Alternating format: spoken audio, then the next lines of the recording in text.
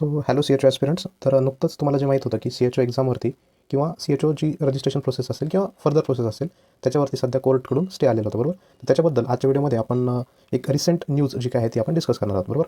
तर ज्या प्रकारे तुम्हाला माहिती आहे की बॉम्बे हायकोर्टचं जे नागपूर खंडपीठ होतं त्याने सी एच ओ प्रोसेसवरती स्टे आणलेलं होतं, बरोबर. आणि त्यांनी NHMला एक विचारणा केली होती की तुम्ही BHMS डॉक्टरनी जो काही आक्षेप घेतलेला आहे किंवा त्यांनी जी काही याचिका केलेली आहे त्याच्यावरती तुमचं उत्तर 2 दिवसात आम्हाला अपेक्षित आहे, बरोबर. तर त्यांनी सध्या एक उत्तर एका पत्राद्वारे BHMS डॉक्टर्सला किंवा कोर्टला देखील सादर केलं आहे, बरोबर.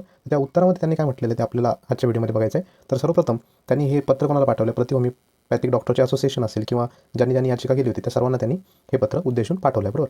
तर याच्यामध्ये काय होतं की उच्च न्यायालयाचं जे खंडपीठ आहे नागपूरचं त्याच्या विरुद्ध भारत सरकार अतिरिक्त सचिव, बरोबर, NHMच्या प्रति त्यांनी ही केस चालू होती. तर त्याच्यामध्ये त्यांनी उल्लेख केलेला होता की BHMS डॉक्टरचा समावेश तुम्ही CHOच्या कोर्ससाठी किंवा CHO सिलेक्शन प्रोसेससाठी का करत नाही आहात असं याचिकाकर्त्यांनी केलं होतं. तर याच्यामध्ये भरपूर संदर्भ त्यांनी टाकलेले आहेत आणि त्यांना एक्सपेक्टेड होतं की BHMS डॉक्टर्सला तुम्ही समाविष्ट का करत नाही. तर त्याच्यामध्ये उत्तर देताना NHMने एकदम क्लिअरली सांगितलेलं आहे की त्याच्यामध्ये आपण बघणार आहोत की काय काय गोष्टी त्यांनी एक्सप्लेन केल्या, बरोबर. त्यांनी सांगितलं की उपरोक्त बाबत आपणास कळवण्यात येते की आयुष्मान आरोग्य मंदिर कार्यक्रम हा राष्ट्रीय आरोग्य अभियान अंतर्गत येत असून सदर कार्यक्रमाची अंमलबजावणी केंद्र शासनाकडून वेळोवेळी प्राप्त होणाऱ्या मार्गदर्शक सूचनेनुसार करण्यात येते. म्हणजे आता पूर्ण मी तुम्हाला वाचून न दाखवता एक सारांश मी तुम्हाला शॉर्टमध्ये सांगतो की NHM महाराष्ट्र जे आहे त्यांनी उत्तर देताना असं सांगितलं आहे की आपण जी काय ॲड काढलेली आहे किंवा जी प्रोसेस चालू असेल ती पूर्णपणे केंद्र सरकारच्या निर्देशानुसार म्हणजे त्यांच्या गाईडलाईन्सनुसार चालू आहे, बरोबर.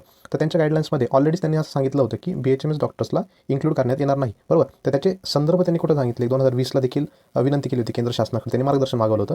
तेव्हा देखील केंद्र शासनाने एकदम स्पष्ट भाषेमध्ये उल्लेख केलेला होता की BHMS डॉक्टर्सला का आपण इन्क्लूड करू नये, बरोबर. त्याच्यामध्ये ही काही इंग्लिशमध्ये त्यांनी लाईन्स टाकलेली होती की there is limited focus on general surgical procedure, management of medical emergency and training and critical for management of emergency cases including Burns and trauma. Also it focuses only on pharmacology of homeopathic medicine and focus of pharmacology of allopathic medicine is completely missing. Hence, whenever request come for inclusion of homeopathic practitioner for CPHC courses from state, UT or council or other organization, the above stand is reiterated. म्हणजे already केंद्र सरकारने 4 ते 5 वर्ष अगोदरच एकदम clear केलं होतं की जेव्हा जेव्हा असे आक्षेप घेतले जातील तेव्हा आपलं हे जे उत्तर आहे ते आपलं ग्राह्य धरण्यात यावं की BHMS डॉक्टर्सचं काय त्यांनी सांगितलं की त्यांचं लिमिटेड फोकस आहे की सर्जिकल प्रोसेस असेल किंवा इमर्जन्सी मॅनेजमेंट असेल, बरोबर.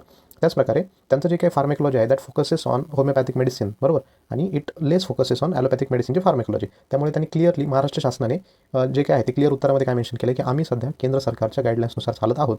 त्यामुळे सध्या जे काही BHMS डॉक्टरला इन्क्लूड करण्याचा प्रश्न सध्या तरी आमच्याकडून उद्भवत नाही, असं एक क्लिअर कट ॲन्सर हे महाराष्ट्र शासनाने सध्या तरी कोर्टामध्ये सादर केलं आहे. आता याच्या पुढे याचा काय होणार, तर सध्या हा जो स्टे आहे आता डिपेंड करेल की 7 दिवसांची जी मुदत कोर्टाने दिली होती, बरोबर. आता या उत्तरानंतर सदर BHMS डॉक्टरचे असोसिएशन असेल किंवा कोर्ट असेल याच्यामध्ये पुन्हा एकदा हिअरिंग होणार आणि जर दोन्ही वकिलांच्या बाजू ऐकून कोर्टात याच्यावरती पुढील सुनावणी आपल्याला देणार आहे, बरोबर. तर पुढच्या अपडेटसाठी आपल्या चॅनलला तुम्ही सबस्क्राईब करा आणि ट्यून करून राहायचं आहे. आणि CHO एक्झाम किंवा CHO भरती ही कॅन्सल होण्याचे चान्सेस खूपच कमी आहे. त्यामुळे तुम्ही तुमचा स्टडी चालू ठेवायचा आहे. आणि अजूनही तुम्ही जर आपला कोर्स परचेस केलेला नसेल CHOचा तर डिस्क्रिप्शन बॉक्समध्ये मी तुम्हाला कोर्सची लिंक देखील टाकत आहे. आणि जर तुम्हाला काही क्वेरी असेल तर आपल्या व्हॉट्सअप क्रमांकावर देखील तुम्हाला संपर्क साधायचा आहे. आणि पुढच्या अपडेटसाठी आपण पुढच्या व्हिडिओमध्ये पुन्हा एकदा भेटूयात. तोपर्यंत गुड बाय.